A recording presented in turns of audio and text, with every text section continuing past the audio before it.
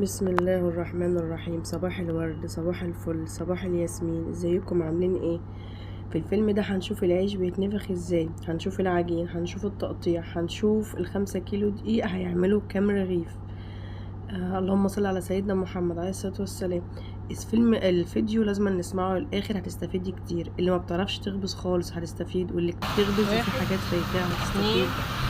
هتشوفوا حجم العيش معانا نعمله ازاي. حجم العيش مش كبير، حجم العيش معقول. الحاجات دي كلها حاجات على قناتي، يا ريت نخش ونشوفها في القناة ونعمل اشتراك ونعمل لايك للقناة. وبعد اذنكم ما نشوفش الفيديو ونمشي ساكتين. نفسي في تعليقات حلوة، نفسي ما احسش ان انا بكلم نفسي. بعد اذنكم عاوزة تعليقات منكم تحسسني ان احنا في مشاهدين فعلا، وفي يعني وجهات نظر راحة جاية بيني وبين حضراتكم. بسم الله الرحمن الرحيم. طبعا اللي عدى الاول كان العجين وطب العجين والدقيق بتاعنا دي قمح.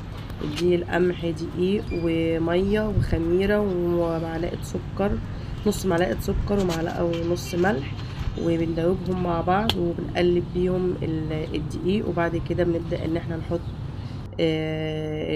الميه لحد ما الدقيق بيبقى معانا عجين، وبعد كده بنطب فيه لحد ما الدنيا تتظبط معانا ونحس ان العجين بقى لين، وبنغطيه وبنسيبه يخمر.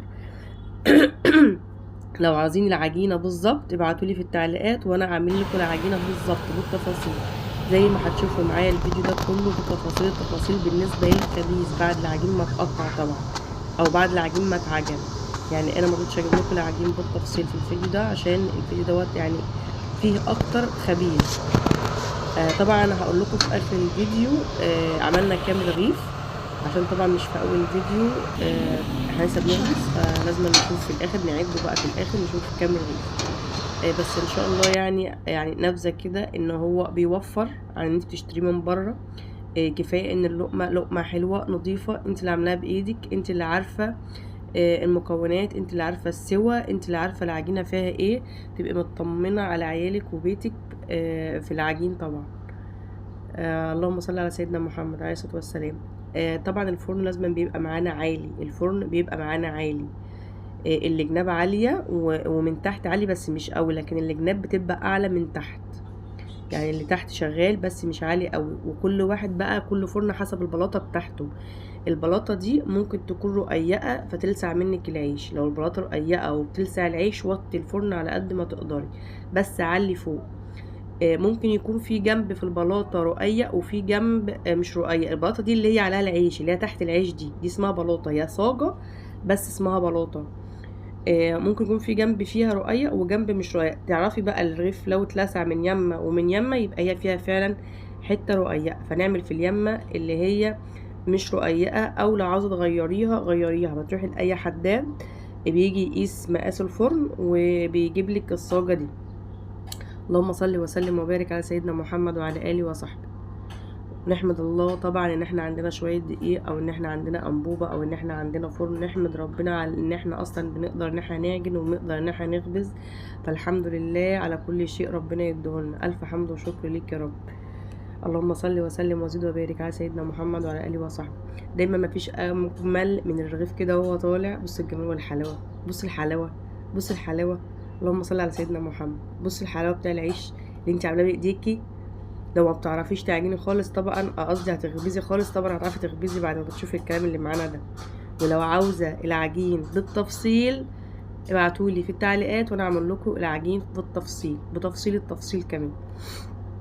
اللهم صل وسلم على سيدنا محمد وعلى اله وصحبه. بصوا العيش المنفوخ عامل ازاي، شفتوا العيش المنفوخ عامل ازاي، حاجه كده الله اكبر. اللهم بارك، اللهم صل وسلم على سيدنا محمد. بصوا الحلاوه بتاع الرغيف، تاكليه حاف كده، تاكليه حاف مش عاوزه اي حاجه جنبه.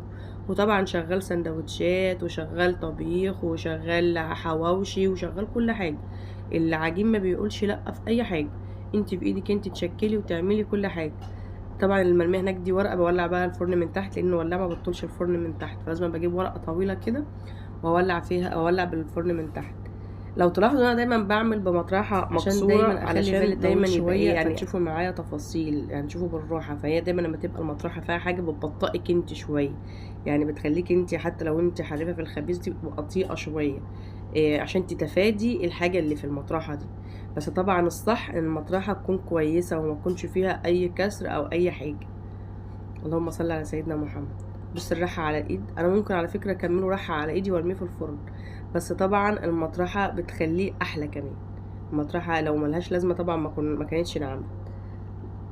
اللهم صل على سيدنا محمد. بسم الله الرحمن الرحيم. بصوا العيش، بصوا اللي جوه التاني اللي هناك.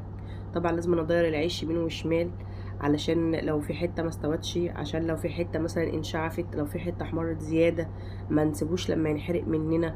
بصوا الفرن العيش فوق وتحت، بصوا فوق وتحت، بصوا فوق وتحت عامل ازاي، ما شاء الله اللهم بارك. بصوا الجمال والحلاوه. بصوا العيش، بصوا. الله اكبر الله اكبر الله اكبر. اللهم صل وسلم على سيدنا محمد. بصوا يا حلاوه، نعمل غيره. بصي يا حلاوه يا حلاوه يا حلاوه. اللهم صل على وبارك يا رب، اللهم صل وبارك يا رب. بصوا الحلاوه قدام عينيكي بقى، قدام عينيكي بالتفاصيل، انت تخبزي بايديكي.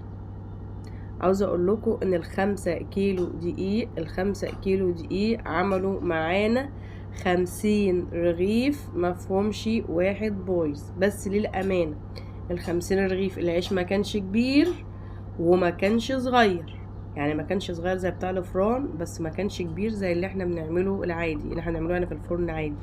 يعني احنا خليناه وسط. يعني تقريبا لو انت عندك طقم الصواني المدور فهو يكبر شوية عن اكبر صينية في طقم الصواني المدور. تمام كده، يكبر صينية شوية عن اكبر صينية في طقم الصواني المدور. يعني انت دلوقتي كده طبعا عرفتي حجم العيش بالظبط قد ايه، زي ما انت ما شايفه كده. بصي، او ممكن يعني تخلي، بصي في رغيف صغير خالص، يعني في صغير خالص وفي وسط، لاني ما كنتش بقطع لوحدي بصراحه. فتقطيعة العيش اللي هو التقريصه، اللي هو تقطيع العيش اللي هو بتعملي بايديك اليمين وايديك الشمال محطوط فيها زيت. انا طبعا ما قلتش الكلمتين دول في اول الفيديو لما جه وقت التقطيع، ان بنقطع بين ايدنا اليمين ونحط على ايدينا الشمال زيت، ونبدا ان احنا نقرص العجينه على ايدينا المدهونه زيت، ولو في هوا بنزود الزيت، يعني نخلي زيت كتير على وش العيش عشان ما ينشفش مننا. 1 2 3 4 5 6 7 8 9. اللهم صل على سيدنا محمد. 50 رغيف يا جماعه، 50 رغيف، 50 رغيف عشان ما اطولش عليكم في العد. انا عداهم 50 رغيف. اللهم صل وبارك على سيدنا محمد. دول 5 كيلو دقيق، 50 رغيف. نعمل اشتراك ونعمل لايك.